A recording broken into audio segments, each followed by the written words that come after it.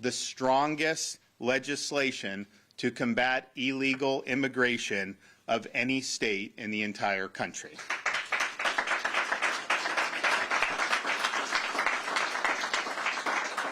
I want to thank President Albritton and Speaker Perez for meeting this moment, rising to the occasion, and for producing a product that reflects the values and aspirations of the voters who sent us here in the first place. Now, Florida has been leading on these issues, particularly when Biden administration took hold. They opened the border and created chaos, not just in those border communities, but all across the country. We have led with Operation Lone Star, the first state in the country to send support for Texas during the Biden administration to combat the illegal border crossings.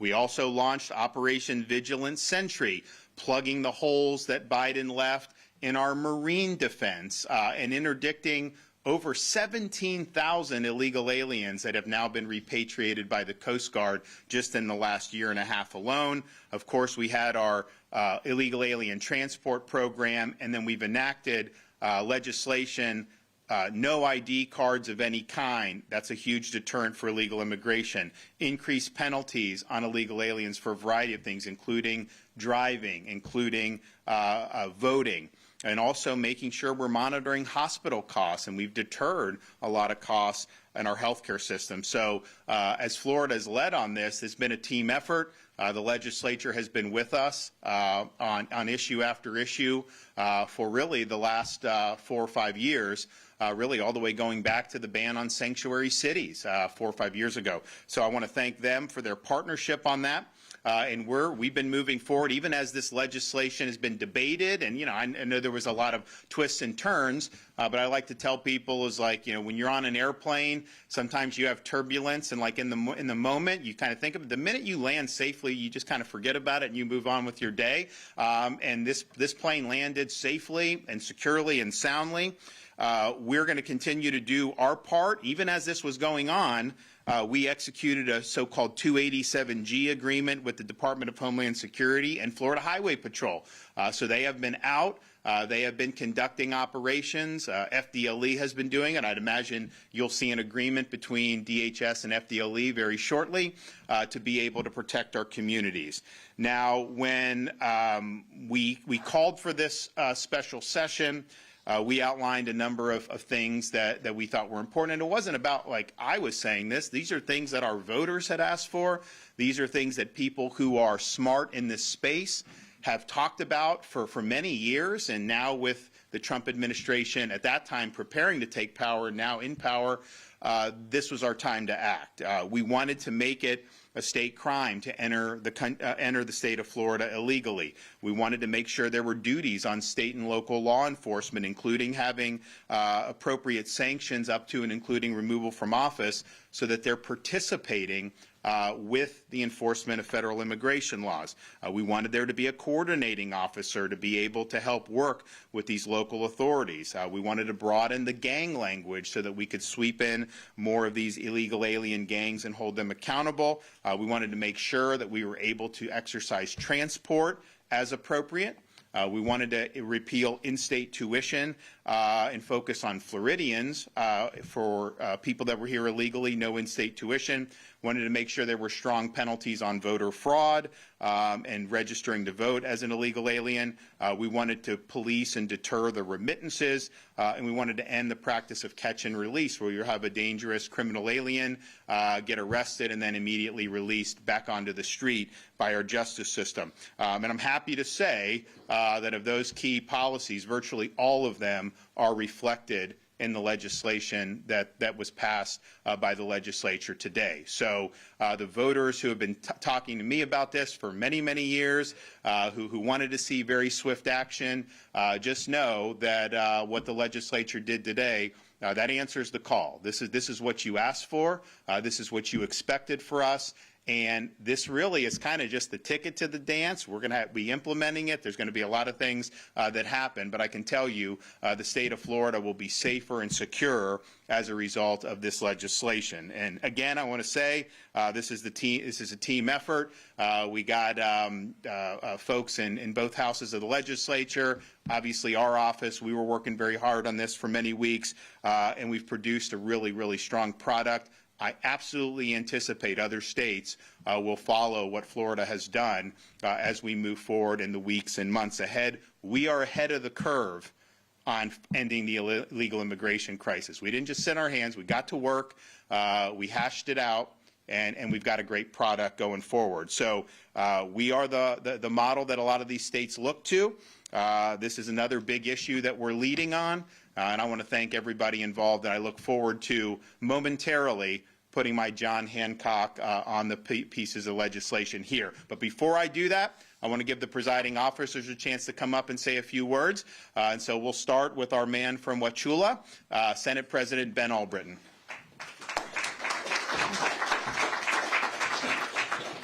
Good afternoon. This is a sunshine state, and today the light is shining brightly. We have taken incredible steps over the last 10 days to be with President Trump and work with his organizations, his agencies, our agencies here in Florida that make a meaningful difference and really go forward and attack the challenge we have here with illegal immigration. Speaker, I want you to know that I love you. I love you. You're a good friend and trusted. Thank you very much for all the work that you put into this. Governor, you've been the tip of the spear on this entire discussion. Your leadership has been phenomenal. Thank you so very much. And the last thing that I want to leave you with is this. At the end of the day, what happened over the last 10 days leading to this event today is all about Floridians. And what I know is this. Going forward, once this is implemented, Florida families, Florida children, Florida grandchildren, fathers, mothers are going to be safer. They're going to be safer. That is a high calling for us. And for me, that is the number one reason why I was willing to, with these two gentlemen, to lean in and run to this fight. Because it matters that much. My wife, Missy, and I have 3 kids of our own. We have 2 grandkids, and a couple within about 5 weeks will go from 2 to 4. And it's important for me to make sure that they have the best chance possible going forward to be safe here in the state and not be plagued with many of the challenges we've seen because of this crisis. So please bear that in mind as you write about this. It's about Floridians, and it's about their safety. Thank you. Okay, Mr. Speaker. Thank you, President Albritton and Governor. Thank you for your hard work, and thank you to all of you for being here and to all the Floridians that have been patient over the last several weeks.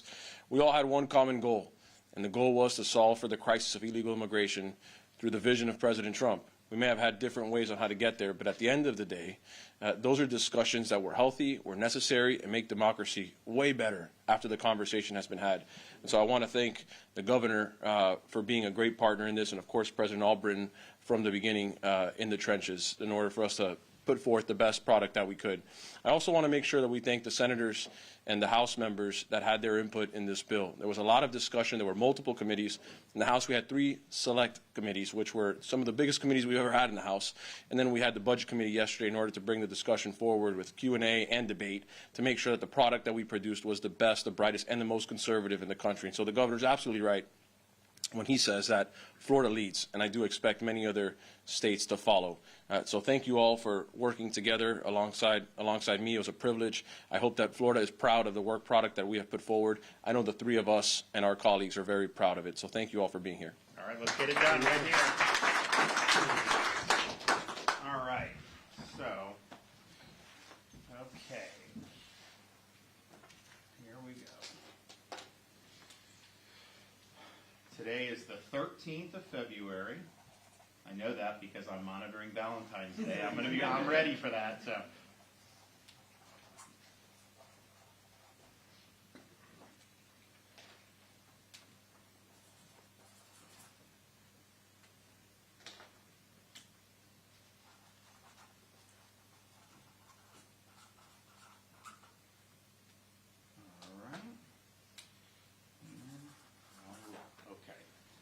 Sir? Thank you. You, sir? Peanut gallery? Anybody? Huh? Oh, yeah. Okay. All right. Here you go. Great work. Big deal right there.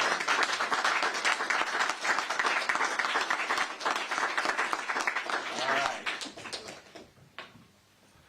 Well, I just want to thank both the leaders again for their hard work on this, and just also, to point out, we've had a lot of success in Florida. People are always, I meet all these legislators from other states because they're coming down here asking, kind of what's going on with all this stuff. And, we've had a lot of great folks to be able to work with. But, Ben and the Speaker, they've been here with me since day one. They weren't necessarily in the leadership positions then, but all these accomplishments, they've had a great hand in. So I appreciate that. I appreciate landing this product. And guys, buckle up, because this isn't just window dressing. We are getting to work. You are going to see a lot of things happening very quickly. Okay, any questions? Governor, I'm curious, when you made the call originally, had like 3 other ideas that you wanted to get done in special session. That was conduit reform, hurricane relief, and I think petition reform as well.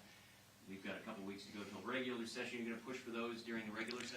Of course, yes. So I've talked to both the presiding officers. They are going to overhaul the petition process and combat the fraud. I think we have broad agreement on that. I think the membership has agreement on that, and a lot of our supporters in the grassroots and even in the business community realize that that this thing has gone off the rails. So I'm confident that they're going to address that, and I think pretty early in the session from what I hear. The other issues, I stand ready to work with them positively on it, and I think they can get something done on it. On the hurricane stuff, we've got the people that have been approved for My Safe Florida Home, even a part of the thing. It ran out of money. I think the legislature has been supportive of the program. I've been supportive of it. And so my suggestion was, because, it does cost money, at least let's get those people off the waiting list.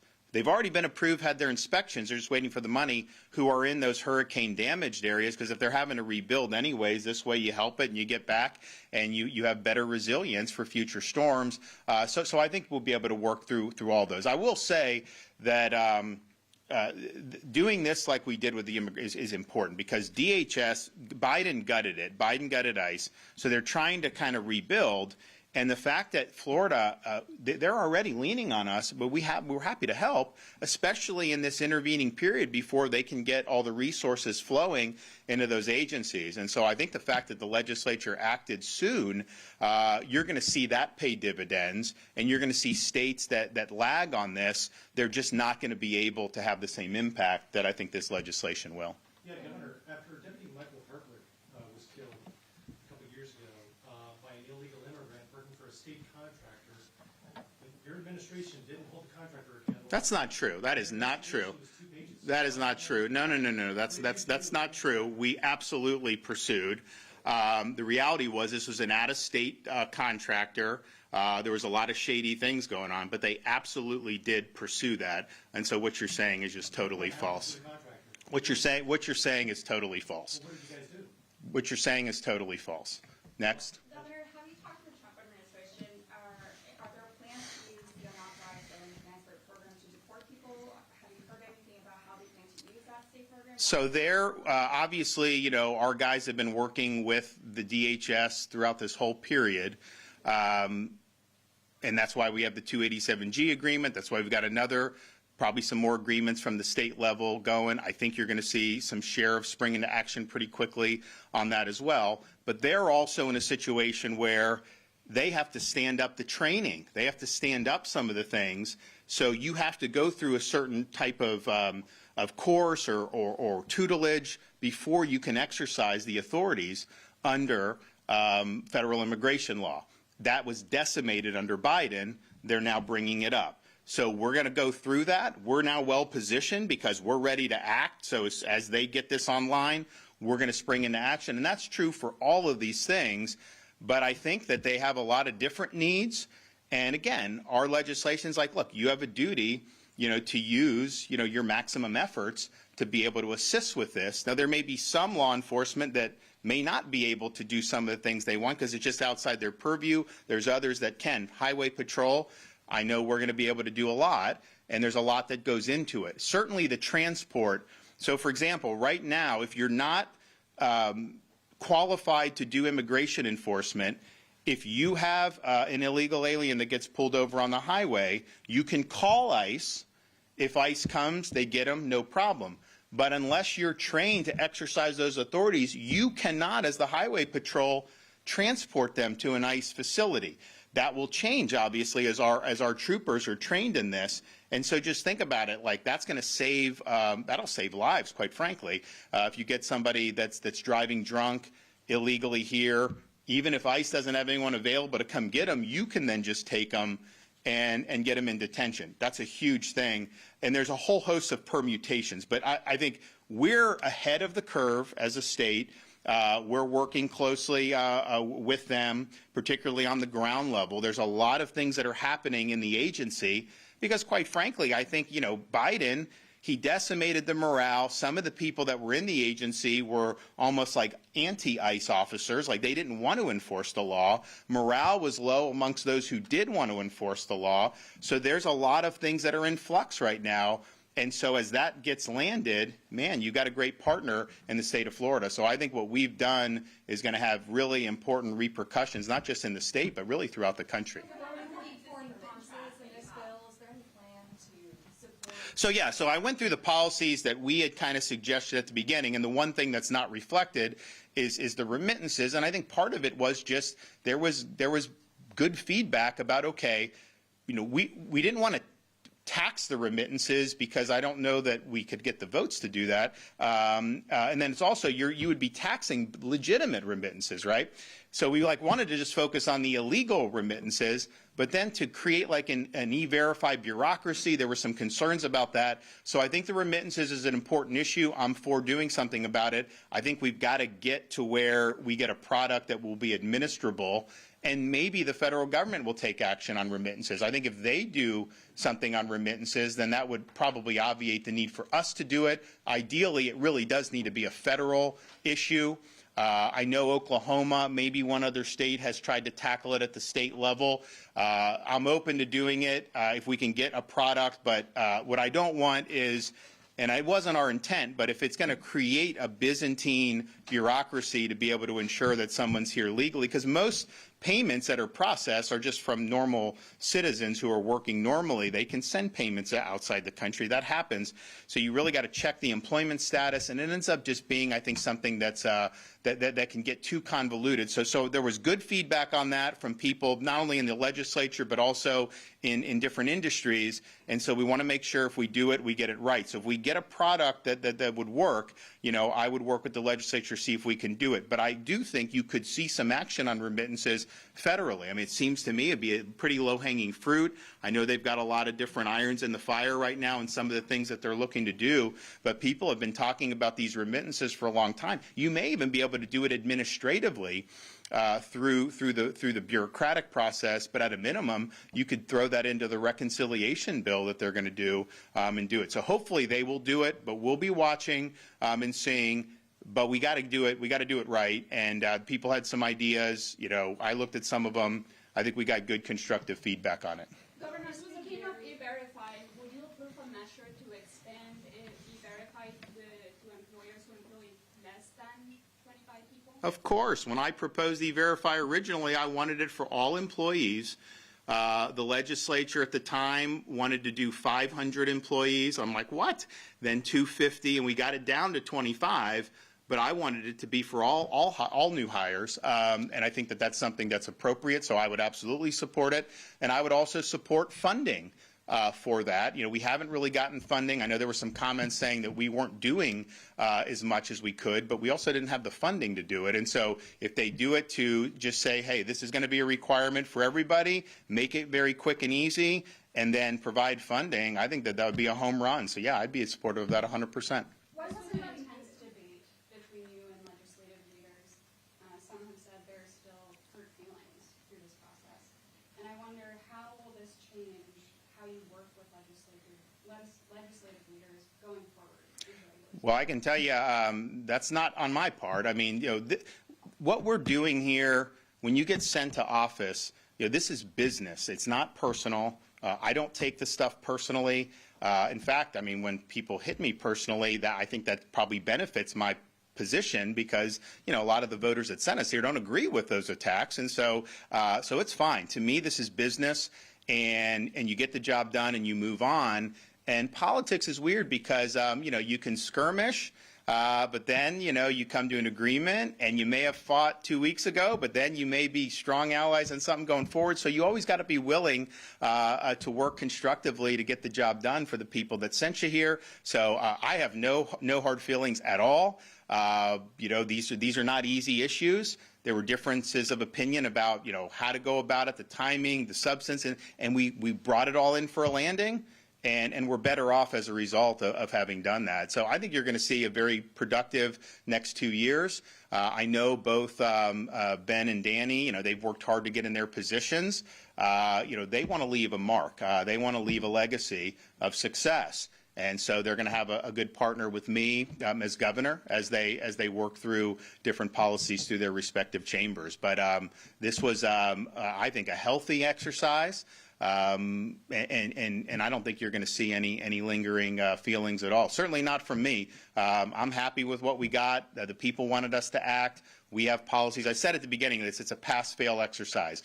You either get policies that are going to do the job or they won't. And if they don't do the job, then we shouldn't do it. If they do the job, it doesn't have to be dictated by me. If they do the job, then let's move forward on it. And I think the legislation today does the job. President Albritton, in the House, they're looking at doing some budget veto overrides, and I was curious what your thoughts are, or what you're potentially going to do with that if it gets to your chamber. Thank you. The first thing I want to say is I want to go back to the previous question. I suspect everybody in here has a sibling. Sometimes siblings squabble. It happens that way. That's how families work. But I want you to know that I'm incredibly proud of the partnership that we have built with the House and that we have built with the governor. And this right here is a prime example of how when we put our heads together and we run toward the same fight, that we bring results. And I believe that matters. That matters. And I certainly won't speak for the Speaker. He does a good job of doing that on his own. Good friend, trusted friend. I will tell you, I agree with the governor. I think the exercise that we've been through for the last 10 days, maybe, the exercise we've been through for the last 10 days has made this family stronger. We've grown from this. I, for one, have learned a huge amount about the immigration process altogether. I don't mind admitting that. It's very complex. It's very complicated. So a lot of it's in flux, as you said, Governor. So I'll just tell you that our Republican family, we're together, and we are moving forward together. And I also agree for the next couple of years we're going to have a lot of successes together, and that really matters. As it relates to veto overrides, the Florida law gives the governor the ability to provide veto overrides, and here's what's fantastic. It's literally magical about the political process in Florida. It's okay if we have different opinions. It's actually healthy. So if he vetoes something that I would disagree with, I'd like to have a conversation about that, right? I think what the House has done, and I can't speak for the Speaker. He had to run for a Valentine's dinner tonight, that's important. But they put together this process to take a look at previous vetoes and the substance of those and how they feel about it. That's certainly something the House is looking at.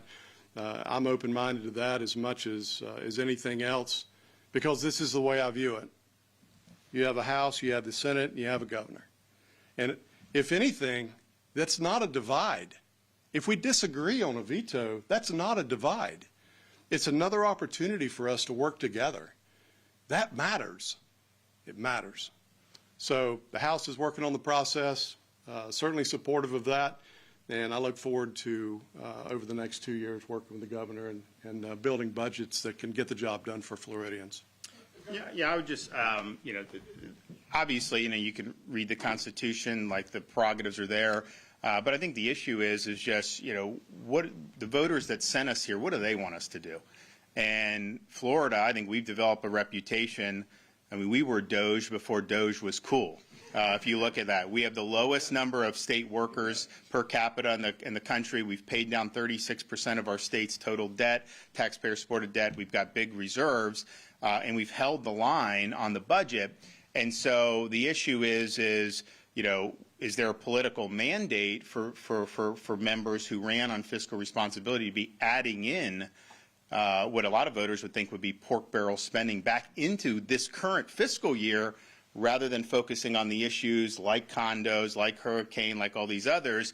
And all I can say on that is it's their prerogative, but I'm with Doge, I'm with Elon, I'm with Trump. We should be holding the line on spending. We shouldn't be looking for ways to increase spending if we don't need to. Okay, thanks everybody. God bless you.